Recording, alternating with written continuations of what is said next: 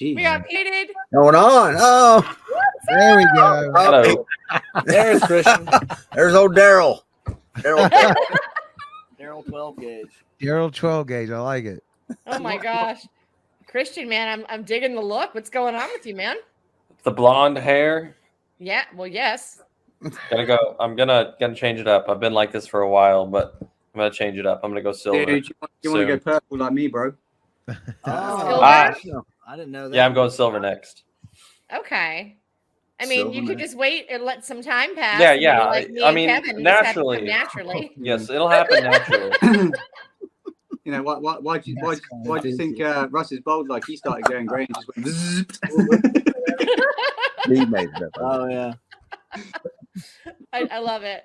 So, guys, what's up? Let's talk about the world premiere. You guys have a new song dropping on December 1st called Happy Song. Tell us all about it. It's happy. It's Yeah, happy. a It's solar happy. song for It's sure. it's dropping on the sound, isn't it, tonight? Yep. Starting at midnight. Yeah. The first time it plays will be at 12:25 tonight. Right on. I always appreciate you guys. Yeah. It's good to be back. I know I seen Lisa and Matt just the other day on. It felt like an interview, but it was just a call, kind of a conference call. We can't help it. I couldn't either. I was like, what am I doing here? I don't know what to do with my hands. No. Yeah. No, this video was great. I'm so proud of the guys. I mean, Lisa, you've seen it. I'm not sure who else in here's seen it, but I'm so proud of the guys. I just stood back and enjoyed the shit out of this video. So Yeah, it was definitely different from anything we've ever done. I had to take a couple shots, and it was some chaos. they had to get drunk, is what Yeah, they're a saying. little bit. Like I told Russ the other night, I felt like somewhere in the background there should have been some kind of just like a backing track that like maybe when the song started or when it ended or something, it should be like Jerry. 100%. I mean, Well, then they got sued though. I'm bothered that we didn't do that. Now that you mentioned it, because it would have been perfect. So, or even at the end, like the walking away, it's Yeah. I mean, I won't spoil too much for everybody, but I think when everybody sees it, they'll get that 100%. So, Well, why don't we get into it? let's do it. I'm excited. I haven't All watched it in these a while. beautiful people have been waiting. I will say, if you knew what the chatter was and what the argument was actually what was going on that couch between the guys and it's not what you think. It's not about love or anything like that. I'll tell you after. It's just hilarious. That's For a All guys. right. thing. Here it is, Right. ladies and gentlemen, the world premiere of Etched in Embers Happy Song. And you're seeing it here, and you're hearing it tomorrow first on the Sound 228. All right, there you have it. Great job, guys. Great video. Jerry. Boys. Jerry. No, we owe a lot of people for that. Kyle Odell fucking killed it. Writing that we wrote that from the ground up with him when we were down in Nashville, and and Juan killed it. We're just so proud of it. So I love the song. I like the direction that you went, and then when the video layered on top of it is like perfect. Y'all, you did a good job of like making it funny, and it looked great. The cinematography of it is awesome. That was our biggest deal. We wanted to do something different than just performance shots. Yeah. We didn't really know for sure that we were going to be in it. Yeah, I mean, I didn't even have a role until they made me put on a mullet, and then they were like, "Well, now you got to be in it." And Now I was you're like, the star, baby. I also happen to be being a wife beater. I have a wife beater under this. I was like, nothing's trashier than a wife beater. So then he wore So that. then I Like became- voice. That's what he wore to the video. It was under a white button up. I mean, you could see through it, so I had to do something. But yeah, it came out. It just worked out. I Well. love it.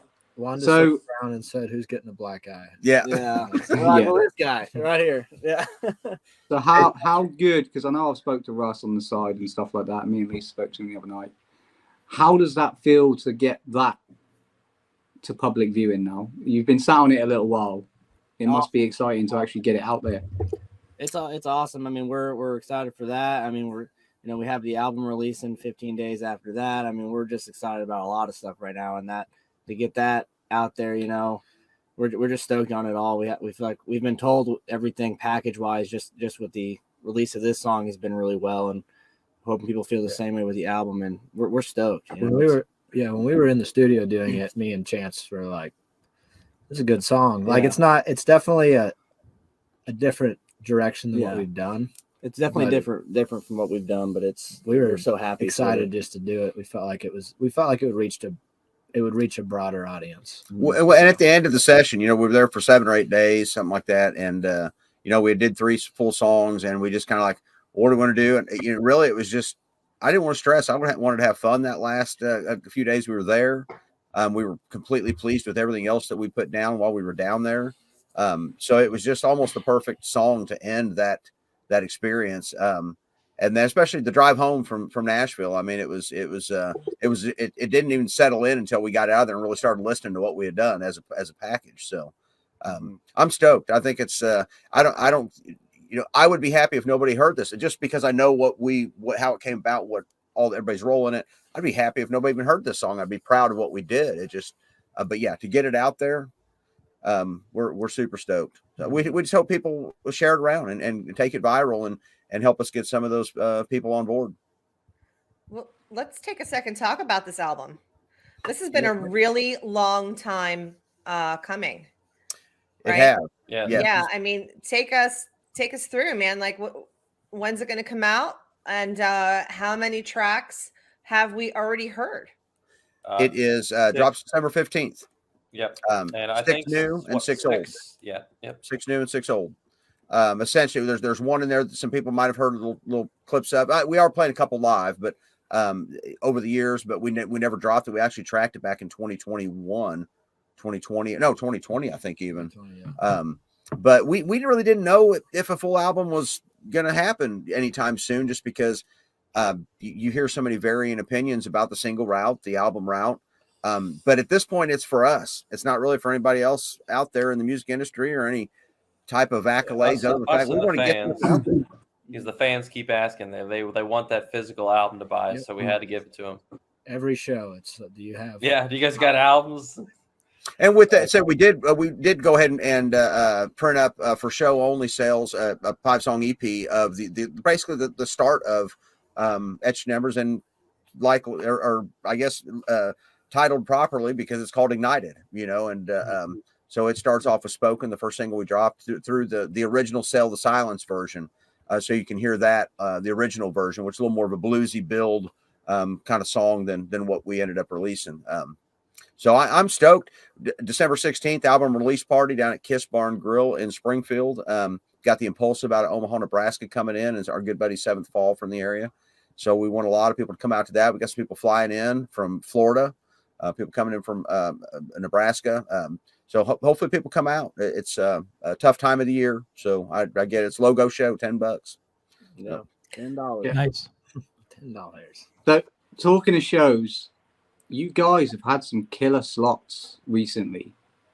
You open for Vended. They're killing it right now. Yeah, that was a sick show. That place was packed. Yeah, that was an awesome show.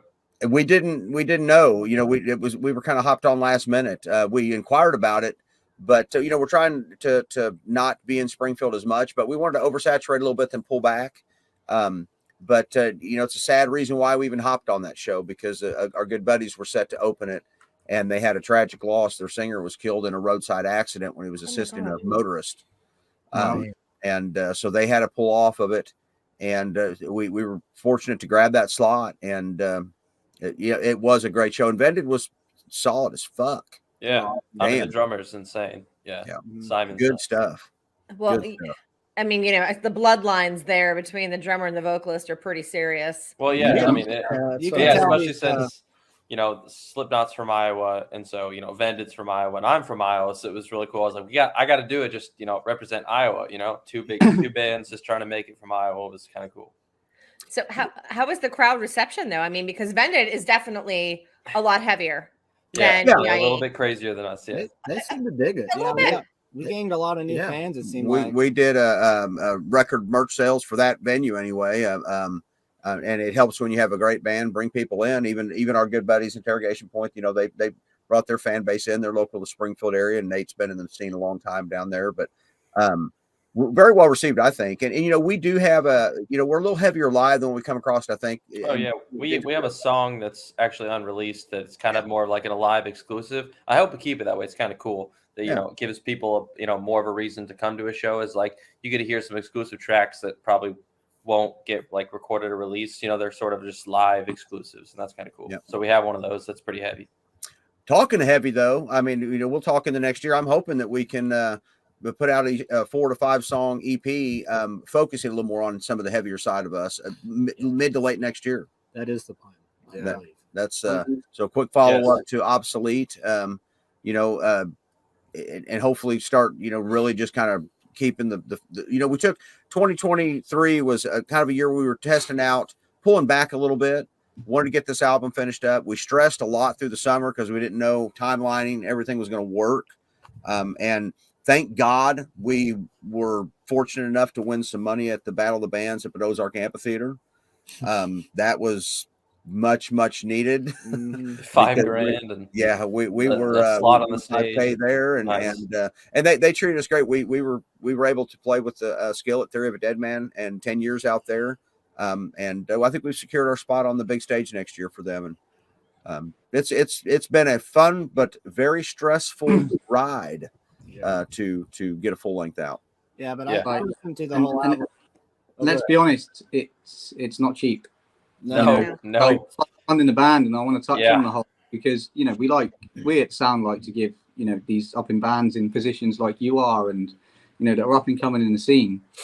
You've got to invest in that sound. You've got to invest in that quality. You've got to invest in having physical copies. You've got to invest in your live performance and stuff like that. So how does that work with you guys, and how do you work out budgeting for that?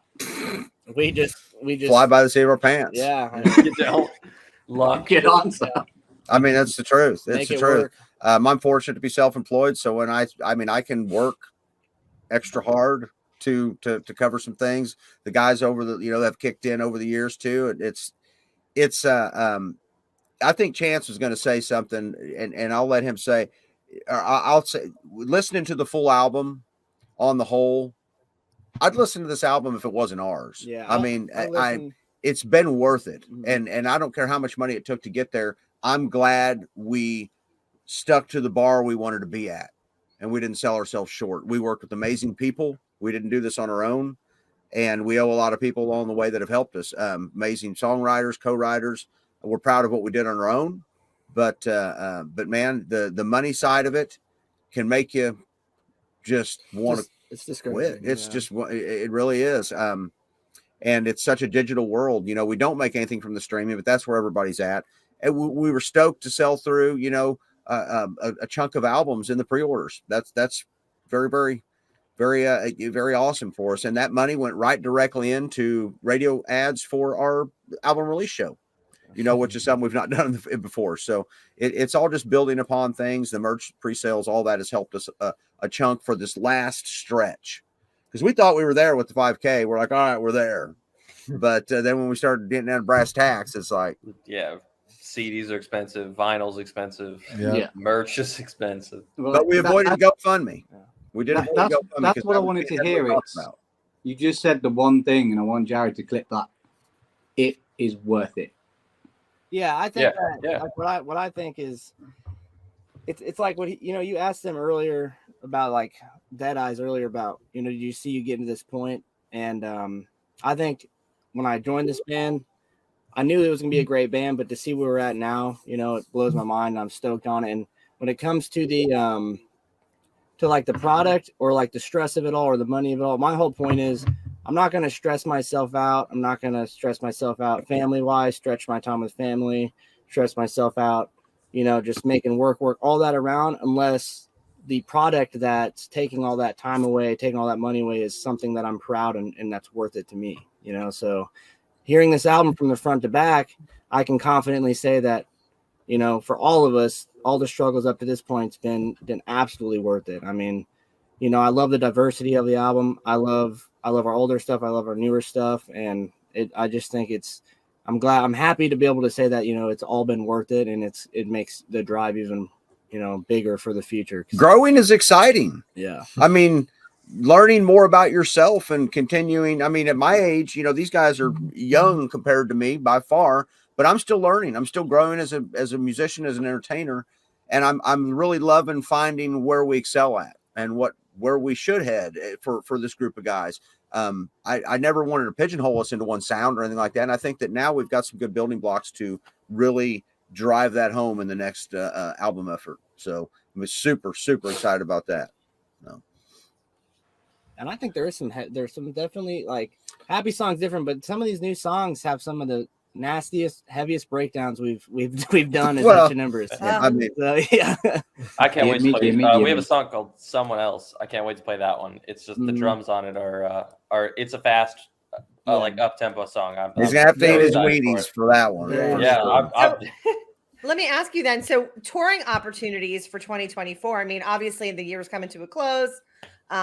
Everyone vomited out all their Spotify rap today. Where Apple Replay vomit. Spotify rap. It was on the freaking news. NBC News did a Spotify rap deal with their podcast thing. I was like, yeah, what the hell? Like everybody's in on it. And you know what?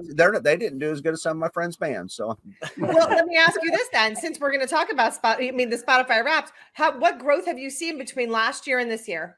I think we're consistent. 30%. Our followers went up by 30% on Spotify. Yeah. 32%. On Spotify. I know that number I know off the top of my head, but I don't know the rest of them. We did this year a lot different. I did not pour a lot into some of the Facebook push and stuff like that, even with the Manic single. I wanted to just draw back and kind of see what organic stuff was going to do and some things that were afforded to us by Spotify with some of their campaigning and things like that, discovery campaign stuff, and just see what that did. You know, we're not riding high. We're not at our peak of monthly listeners or anything like that, but the organic listens are still there. And I think that that's still representative it balances out well with when we did Spotify playlist challenge pushes and things like that. You got to take those into consideration because those ramp them up artificially.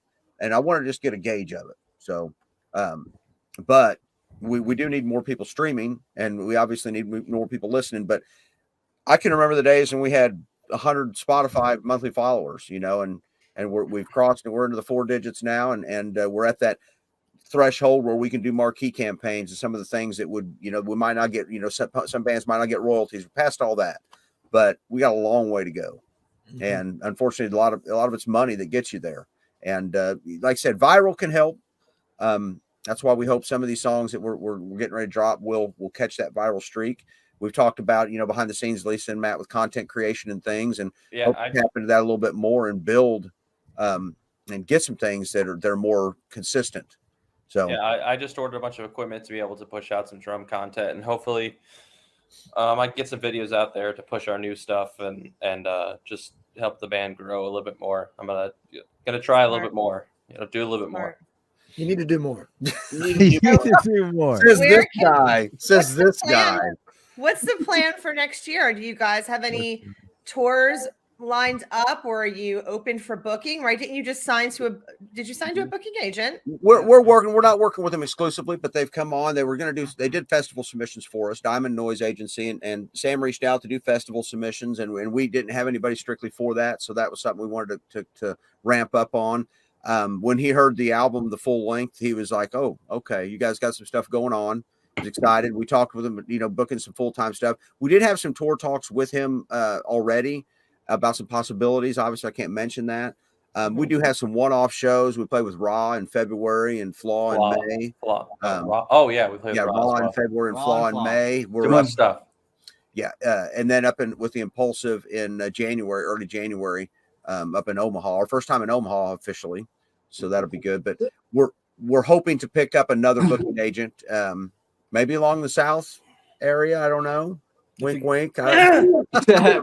So talking about that, Russ and Kevin and Jared and Lisa. Yeah. So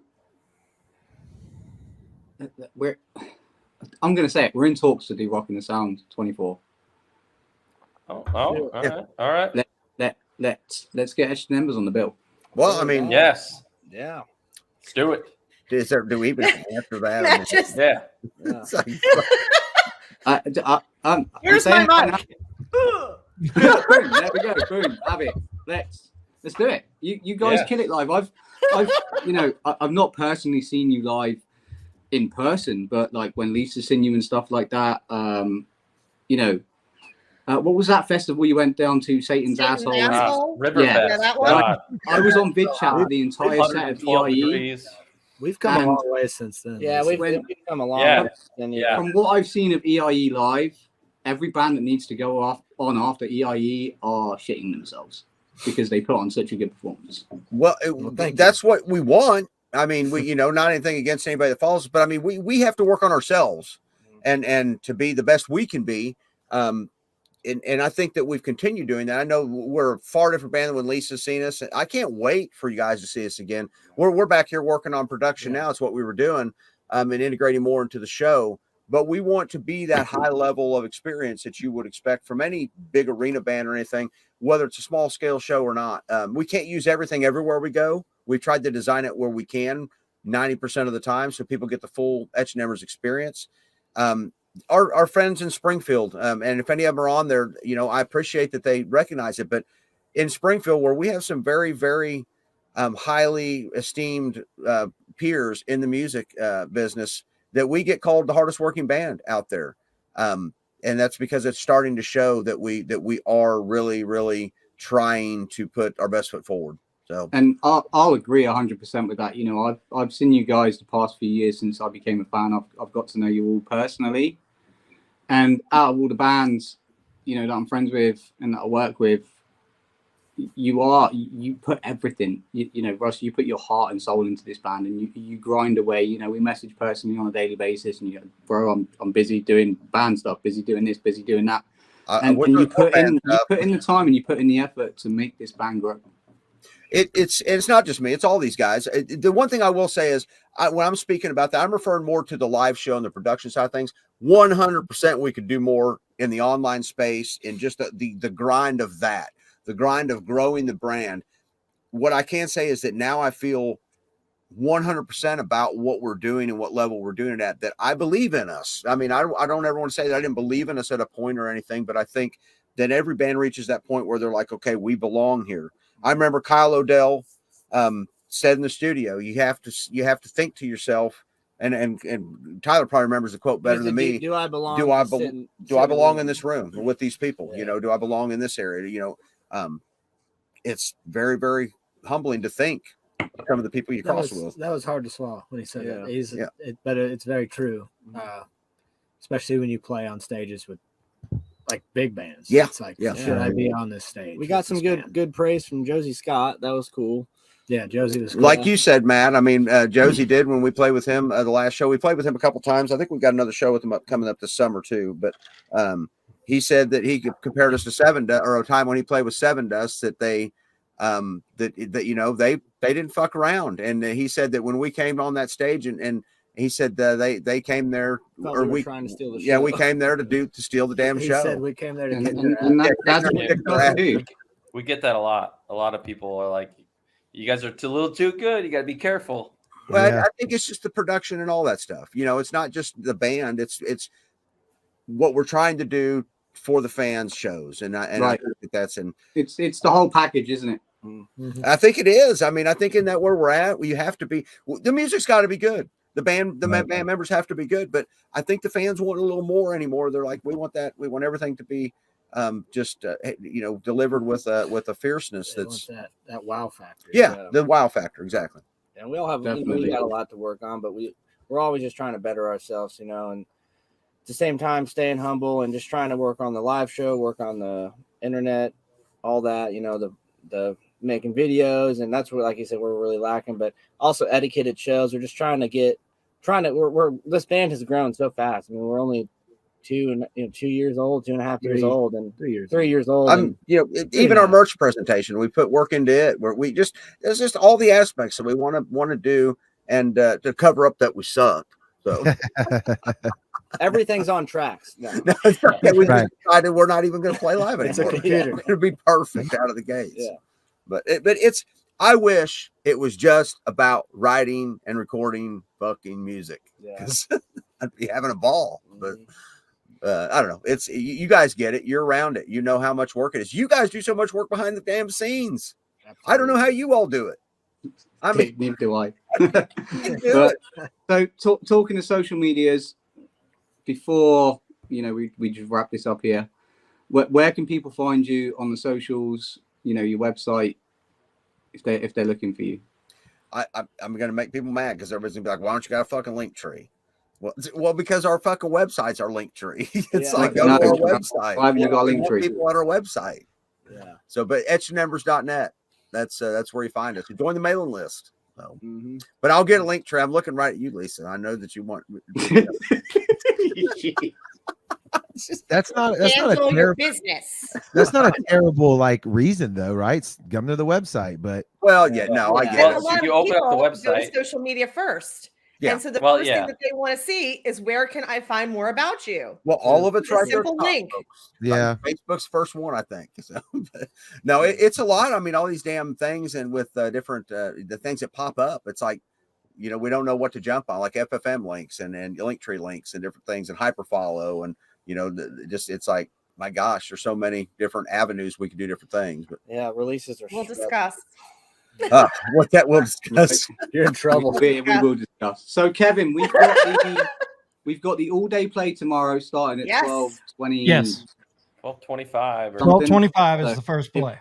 If you want to hear Happy Song before Friday, tune into the Sound. Download the app. You can listen to it there. Song drops Friday. Officially Friday. Midnight. Yeah, midnight Friday. 15. And pre-order the album or the vinyl and physical CDs on our website as well. Yep. At etchedinembers.net/store. So I hope you guys love this as much as we do. And I hope got the my fans pre-order do. in. Yeah, and I'm excited for this song to get out in the world. It just felt so good, and the video felt so good. It just felt like everything fell in place. I think it's our best work yet. I'm super stoked, and I appreciate the support you guys give us on it. 100%. You guys are awesome. Proud as hell of you, man. Well, likewise. You guys are. Oh, how'd you make that happen? Yeah, that was cool. I'm on my iPhone. Oh, you son of a bitch. It's a new iPhone stuff. Is it? It's a new iPhone update. And the rest of us are sitting on our laptops. But not I'm buying an iPhone. Oh, okay. No, I'm with you. I'm with you on the Android. There you go. Oh, there you go. Yeah. We're not joining that cult. Parts though with my freaking hands. Nah. Hey, they'll give Android. You'll be able to do this on it. So just wait. It'll just say "fuck iPhone." There you go. Fuck that. How about that from the Android people? Oh, thank you guys. We love you guys. Thank y'all for joining us tonight. Yeah. It's been a pleasure as always. As always. Thank you guys. Thank you guys. All right. thank you. All right, y'all have a good one. Thank you, guys.